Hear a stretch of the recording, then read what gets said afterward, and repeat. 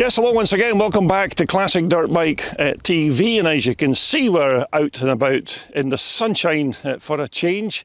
And today we're here at North Carnduff Farm to cover round one of the Scottish Classic Club's 2024 Championship. Now, their first round away back in April was unfortunately cancelled due to a very wet track at Forfar, and their second follow-up event, which was supposed to be at Lockerbie in May, was also cancelled, but that was due to circumstances beyond the club's control. So this is now June the 2nd, and this will be their first ever race event of 2024. So the guys are all champing at the bit to get their championship up and running. So we have plenty of races to get through today, from the pre-1968 vintage class right up to those relatively modern bikes of the pre-1984s, and we'll also throw in some nice 125 racing from the pre-1989 bikes.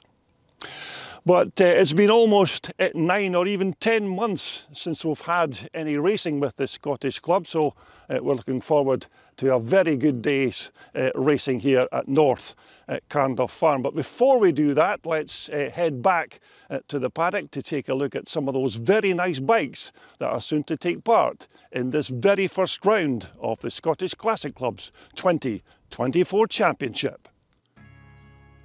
Right, so we're going to start our Scottish Classic Round 1 paddock walkabout by taking a look at Billy Pentland's two bikes, and this is his first machine, his 1974 MX1 250 Can-Am.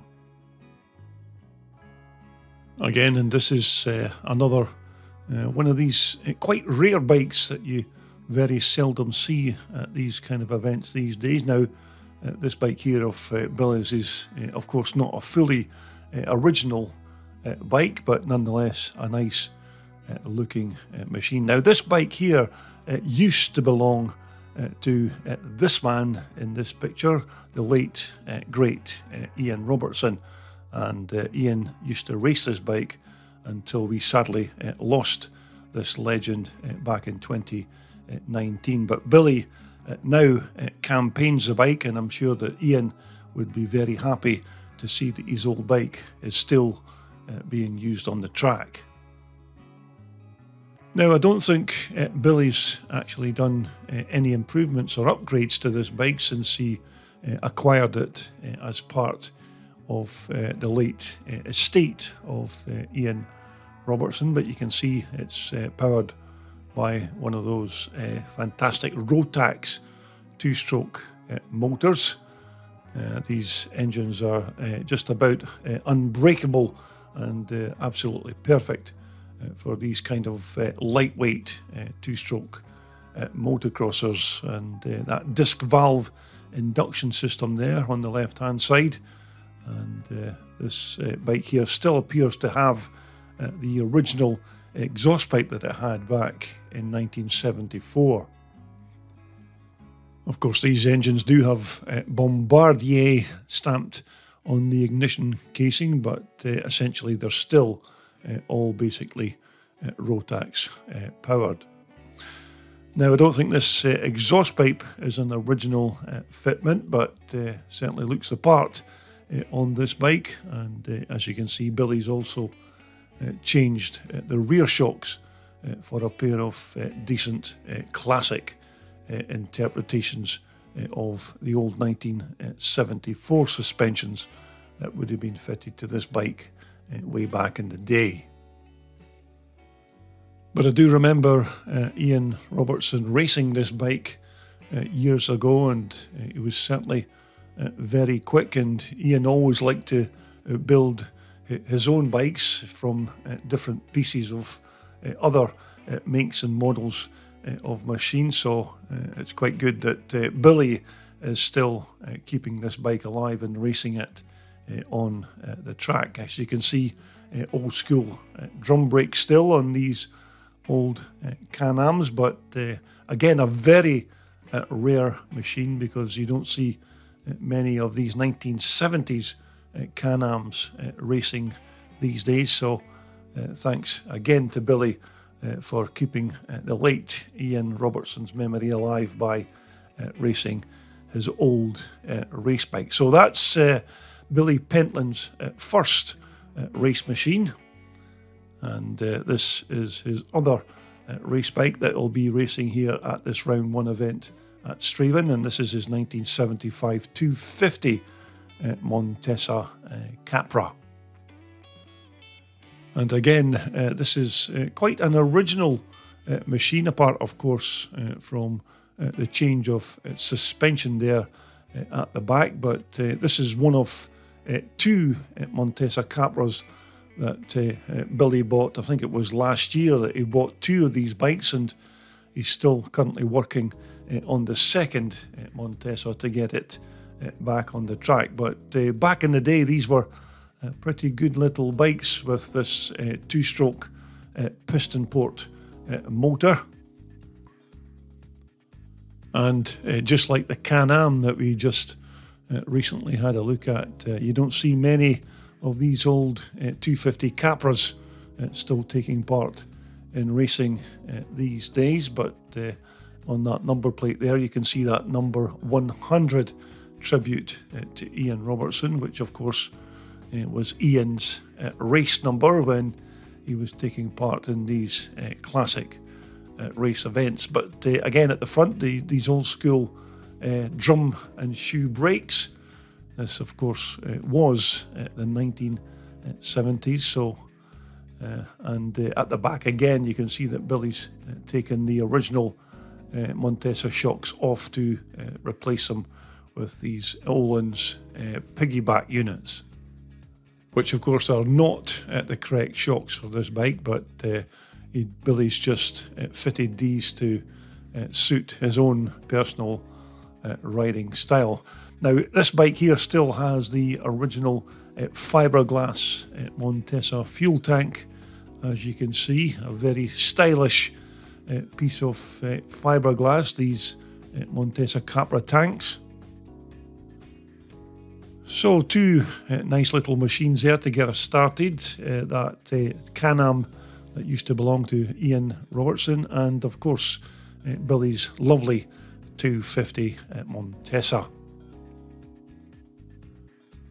Now, of course, you can never walk around any kind of classic paddock without coming across an old German Mico, and this bike here is Jim Colligan's 1981 490 Mega 2, an absolute belter of a bike, and as you'd expect, pretty fast on the track as well, but not fully original, as you can see. But very few of these old Micos are these days. Many of them do tend to have either upgrades or pattern parts bolted onto them.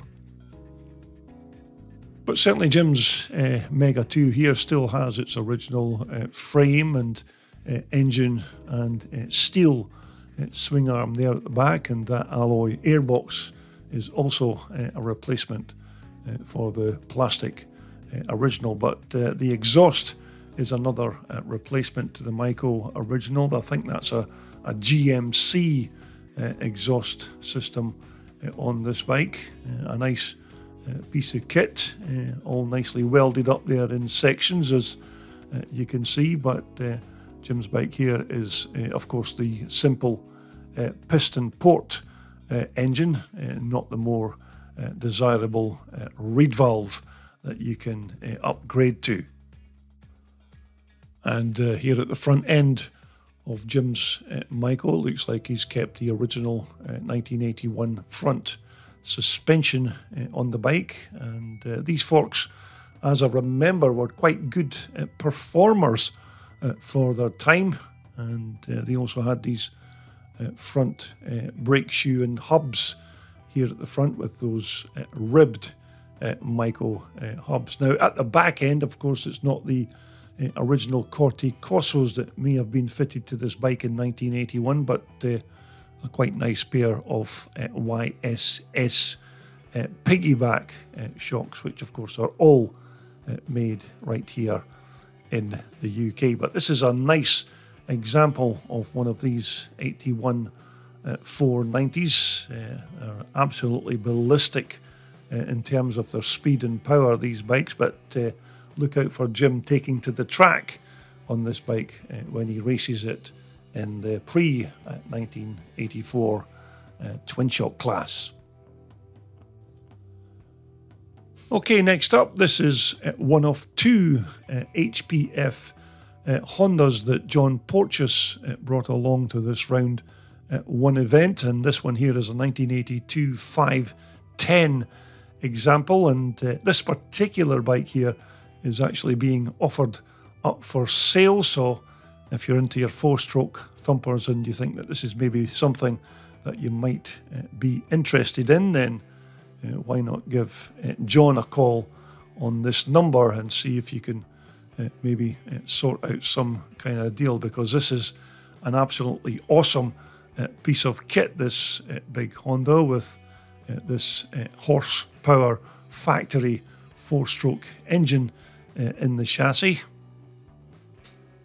Now, I expect that the engine in this bike will have been tuned to the max, because most of these HPF Honda motors have bigger valves and have been ported and have other things like heavier clutches and other bits and pieces to handle the extra power. But this is an absolute belter of a bike, and the power that this thing produces is absolutely awesome.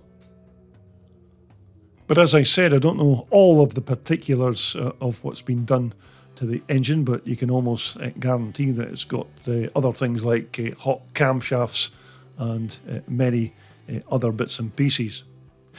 Now, here at the back, it's an alloy swing arm, of course, and a nice pair of Falcon piggyback rear shocks, which have quite a good reputation for their performance and durability.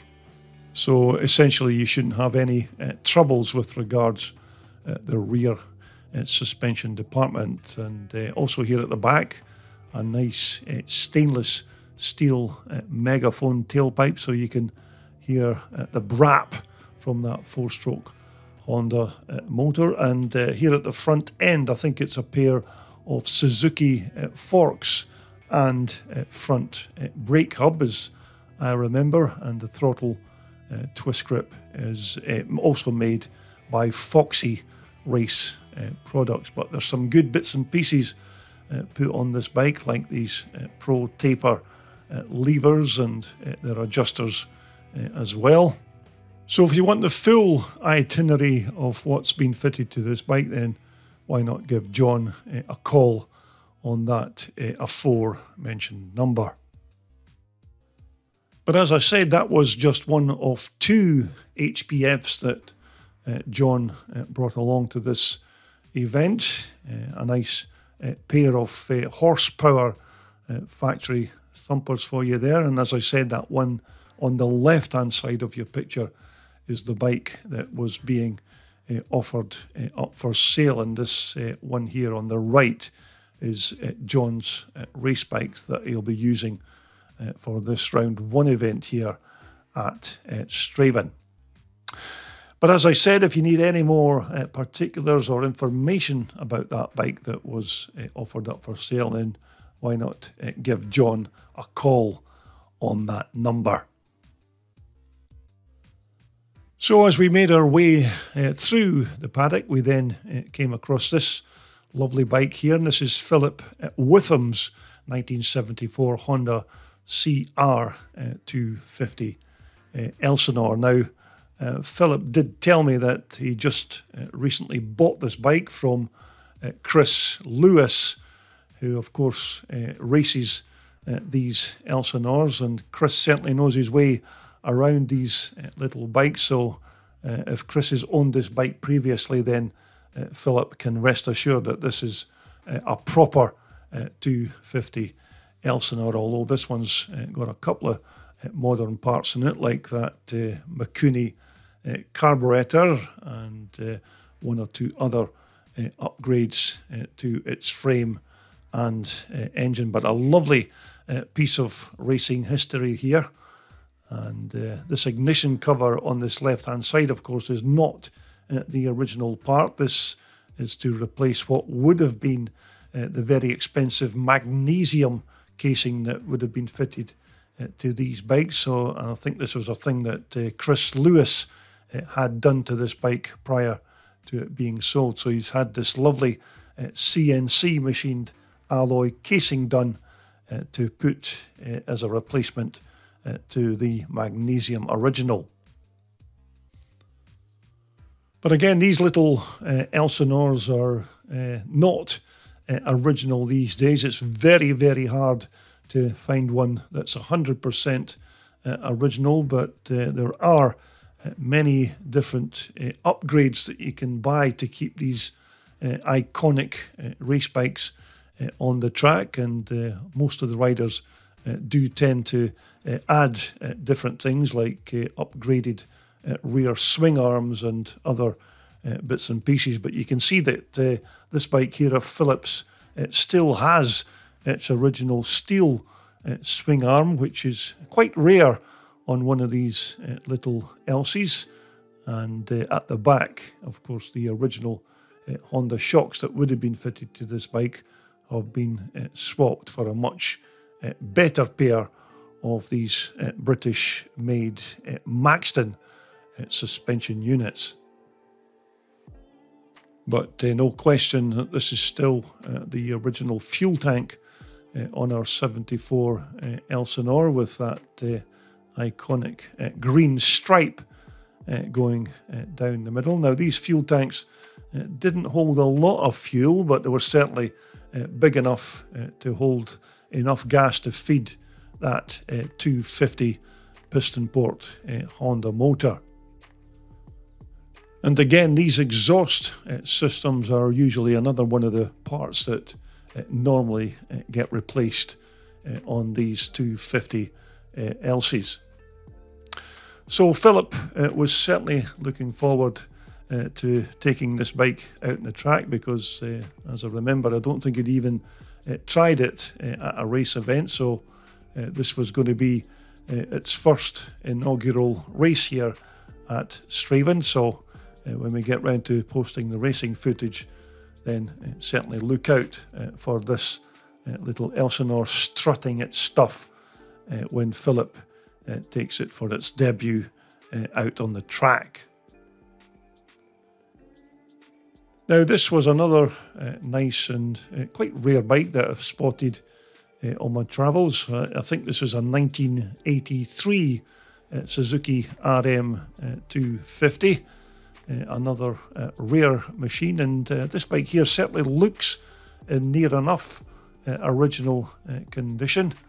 And again, these 83 RM 250s are another one of the bikes that you very seldom see taking part in classic scrambles these days. So it was quite good to see one in the flesh, so to speak, as opposed to seeing a nicely blinged up example stuck in some collection or museum. Of course, Suzuki's water-cooled 250 engine. Remember, Suzuki brought their first ever liquid-cooled 125 out back in 1981. So this 250 version in 1983 was an upgrade to that iconic machine. Now, the cooling system, of course, was made up of a single radiator at either side of the frame's front down tube, and it used these air scoops here at the front to direct air into both of those radiators. And it was still conventional style forks on the front of these 83 250s, and at the back end we of course had Suzuki's iconic full floater rear suspension system with that quite simple box section alloy swing arm. But there is plenty original bits and pieces on this bike, so another nice machine to come across during my Paddock walkabout, and this is another one of the bikes that you can see taking to the track when we eventually get around to posting all the racing footage.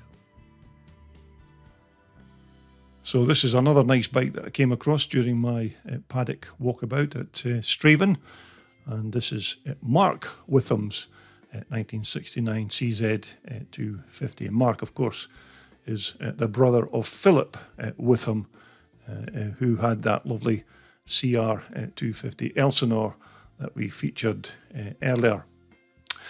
Now, once again, this bike here isn't a fully original bike from that particular year, because Mark's did a few bits and pieces and upgrades and different colour schemes on that fuel tank, but basically the engine is more or less stock standard, apart of course from that Japanese Mikuni carburetor.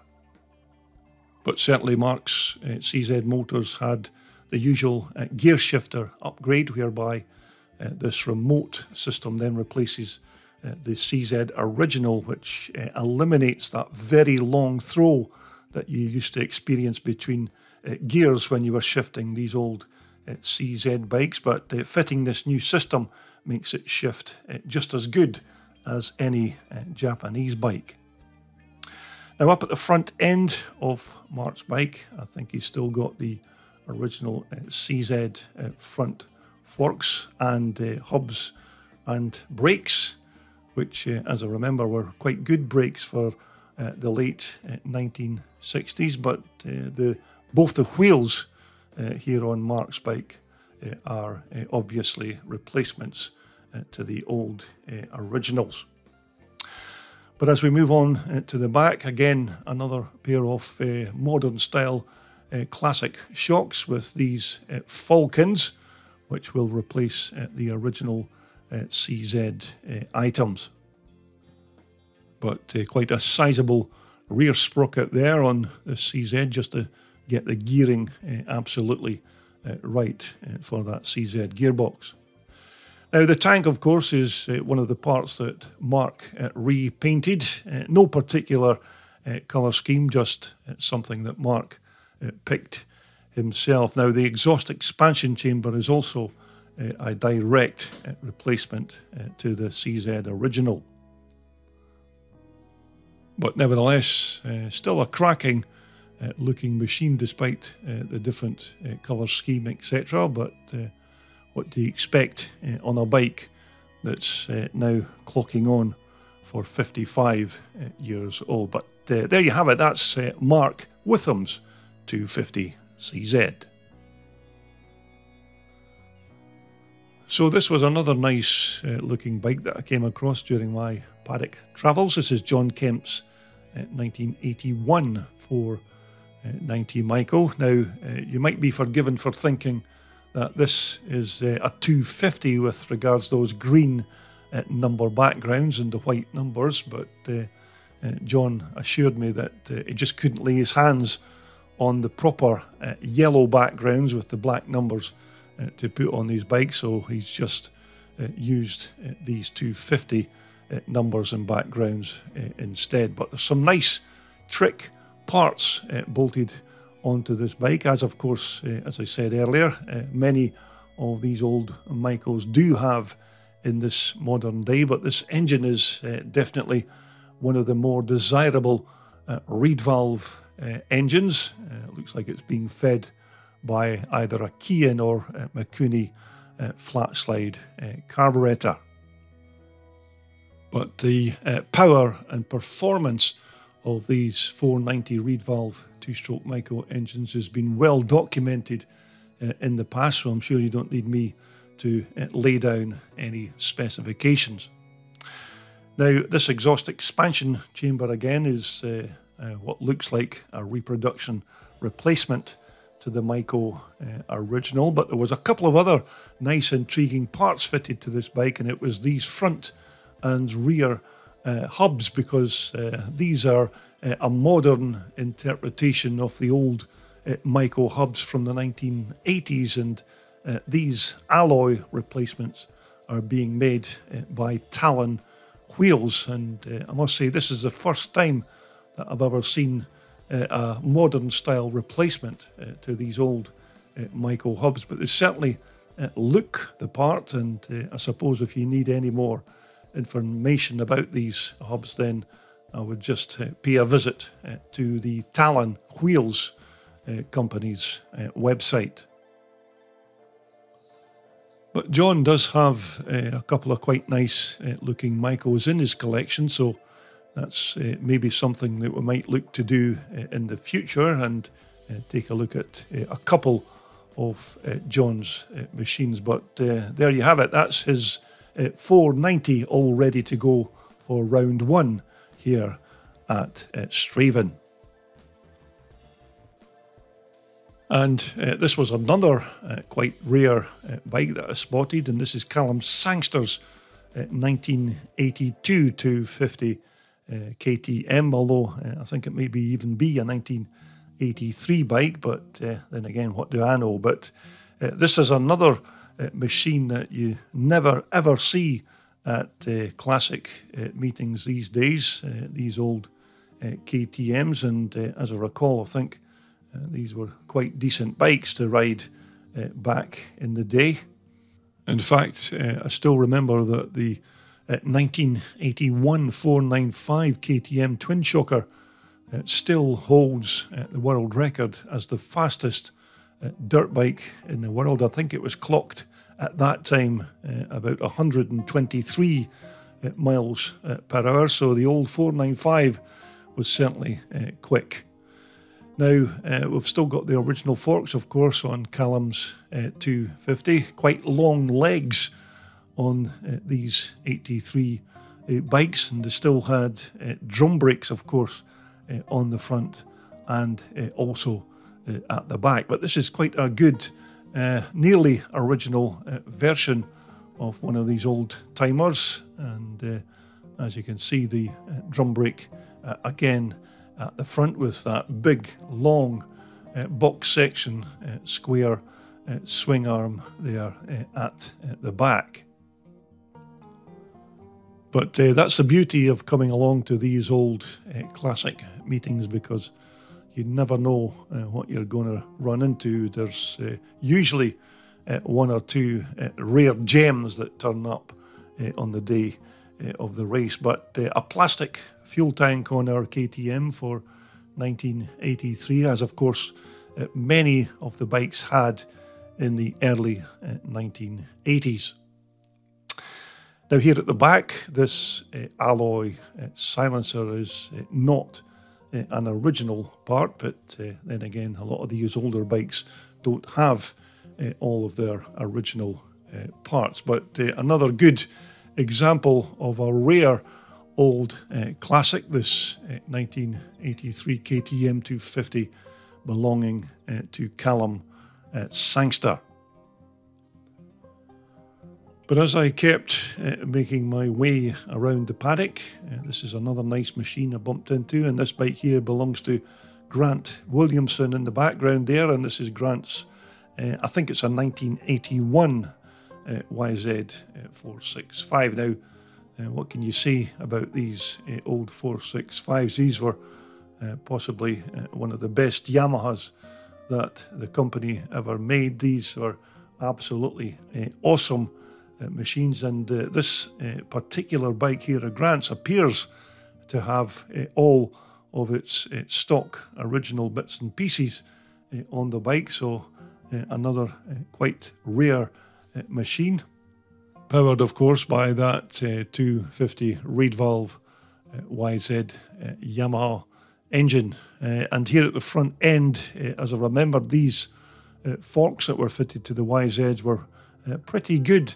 for the early 1980s, and at the back these Yamahas had Yamaha's monocross single shock rear swing arm, which again was quite revolutionary for its time. And between the swing arm and that rear suspension, this back end of these YZs did work very well.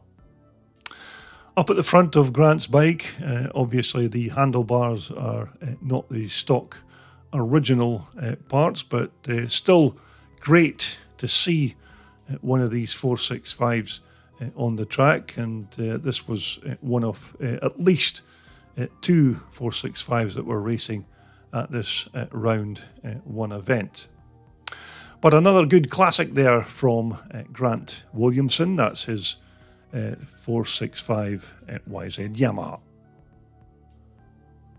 And moving right along now, another super rare bike. This is David Ray's 1981 LR410 Kramer. Now you may remember we did a feature on a Kramer just recently, but this bike of David's is certainly a nice looking example because these were very quick machines back in the day, sometimes known of course as Kramer Micos, because Kramer were affiliated to Mico at one point in the company's lifespan, but I still keep in touch with the great Keith Ree, who of course was a works rider for Kramer back in the day, and Keith always tells me how brilliant these bikes were to ride, and he still remembers the first time he slung his leg over one of these Kramers at a track test day, and absolutely loved the bike the first time he took to the track, and that's exactly why he was offered a works ride the very first day he took to the track on one of these machines. But this bike here of David Ray is a perfect example of one of these German-made Kramers. There's very few of these bikes going around now, and it's great to see that they're still being raced on the track, and hopefully when we post the racing footage you'll be able to catch a glimpse of David racing his Kramer in the twin shock pre-1984 class. And yes, this is a twin shock bike at the back, although you can't see the two twin shocks that are laid side by side just underneath the bike's back mudguard. Many people still think that this is a monoshock bike, and you may remember just recently we featured a monoshock version of one of these Kramers, but this one here is most definitely a twin shock race bike, and another absolute beauty of a machine, and this would make a nice collector's bike if it wasn't being raced on the track. But fair play to David for using it. So again, we're looking forward to seeing this bike perform in the pre-1984 twin shock racing class. So just to conclude our paddock walkabout at this round one event at Strathaven, I'm going to take a quick look now at Mark Kenny's C&J 600 Honda 4-stroker, an absolute belter of a bike, and this thing here can certainly hustle around the track, powered of course by that massive 600cc Honda 4-stroke motor with of course that twin port cylinder head. Now Mark's Honda 600 motor has certainly been tuned to the max, and I don't have all of the particulars of what's been done to this bike, but I expect that it'll have bigger valves and lots of other nice trick parts bolted onto it, because Mark certainly doesn't do things by halves, so he likes to have plenty power from his 4-stroke Hondas, and this engine here will certainly be able to supply it. But this RFVC motor, or radial 4-valve combustion, if you want to give it its full name, this engine here was a replacement to the earlier Honda XR 500.